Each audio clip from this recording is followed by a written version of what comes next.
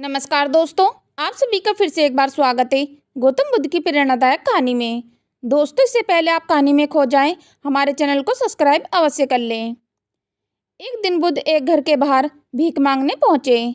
जैसे ही उसने दरवाज़ा खटखटाया, किसी महिला ने आकर खोला और बुद्ध को देखकर बोलने लगी, यह क्या, यह भिखारी सुबह कहाँ से आया। इतना बोलकर वह तुरंत दरवाज़ा बंद कर दिया और उस महिला का एक पड़ोसी दूर से इस तमाशे को देख रहा था। वह भी बुद्ध का विरोधी था।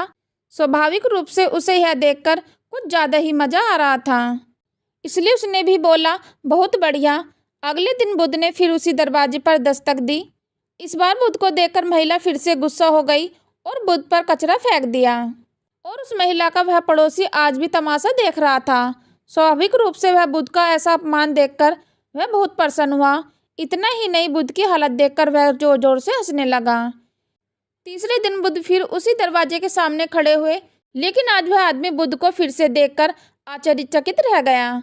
इससे पहले कि बुद्ध दरवाजा खटखटाए, उन्होंने बुद्ध को रोका और कहा, मैं एक ब्राह्मण हूँ और मुझे हिंदू धर्म ग्रंथों के खिलाफ आपका बोलना बिल्कुल भी पसंद नहीं, इसलिए मैं आपका कट्टर विरोधी हूँ। तो आपका अपमान देखकर मुझे खुशी होती है, लेकिन आज इस दरवाजे पर तीसरी बार खड़ा होना मुझे फिर से हैरान कर देने वाला है। मैं आपसे पूछना चाहता हूँ कि आप आज फिर यहाँ भीख मांगने क्यों आए, जबकि यह महिला 2 दिन से आपका अपमान कर रही है। बुद्ध ने मुस्कुराते हुए कहा, यह आश्चर्य करने की बात नहीं है। आप चकित हैं क्योंकि आपको मानव मनोविज्ञान का कोई अनुभव नहीं है। किसी का अपमान करना या किसी पर कूड़ा फेंकना भी कुछ देना होता है। हर आकर्षण आकर्षण का ही एक रूप है। कल अगर किसी इंसान ने कचरा दिया होगा तो एक दिन वह खाना भी देगा। हालांकि वह व्यक्ति बुद्ध की इस बात से संतुष्ट नहीं था, फिर भी उसने मौन रहना जरूरी समझा। शायद वह यह सोच रहा होगा कि दरवाजा खटखटाओ। फिर देखते हैं, बुद्ध ने फिर से दरवाजा खटखटाया। संयोग से उस स्त्री ने आज फिर दरवाजा खोला और आज तो बुद्ध के सामने उसका क्रोध 7वें आसमान पर पहुंच गया और सही में उसने मारने के लिए हाथ में झाड़ू ले लिया।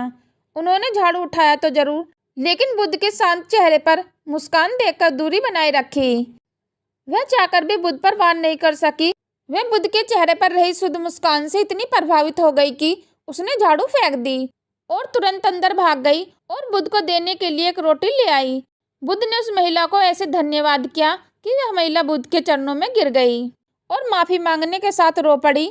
बुद्ध ने किसी तरह समझाकर उसे शांत किया, लेकिन दूसरी ओर तमाशा देख रहे पड़ोसी को यह सब देखकर बुद्ध से लगाव हो गया। वह भी दौड़ता हुआ आया और बुद्ध के चरणों में गिर पड़ा और उनसे दीक्षा की मांग करने लगा। बुद्ध हंसे और बोले, मैंने कभी किसी घर से इतनी बड़ी भीख नहीं मांगी, फिर भी आज भोजन के साथ साथ एक शिष्य भी मिल गया।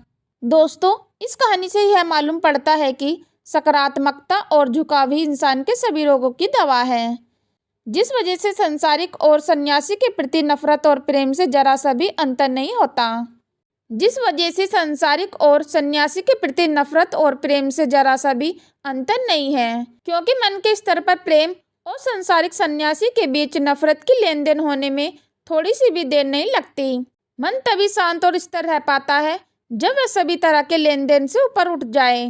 दोस्तों, इसलिए मिटा दे नफरत के बीज, बस दिल में सिर्फ माफ करने और प्रेम से भरी भावना रखें। आप हमेशा सुखी जीवन बिताएंगे। दोस्तों, आशा करती हूँ कि आप सभी को यह स्टोरी पसंद आई होगी, तो नीचे दिए गए कमेंट बॉक्स में कमेंट करके अवश्य बताएं। यदि दोस्तों आप रोजाना ऐसे ही बुद्धा मोटिवेशनल वीडियो पाना चाहते हो तो हमारे चैनल को सब्सक्राइब और वीडियो को लाइक कमेंट करना ना भूलें। चलो तो दोस्तों, फिर मिलते हैं नेक्स्ट वीडियो में नए ज्ञान के साथ। हम लेते हैं आपसे विदा। धन्यवाद।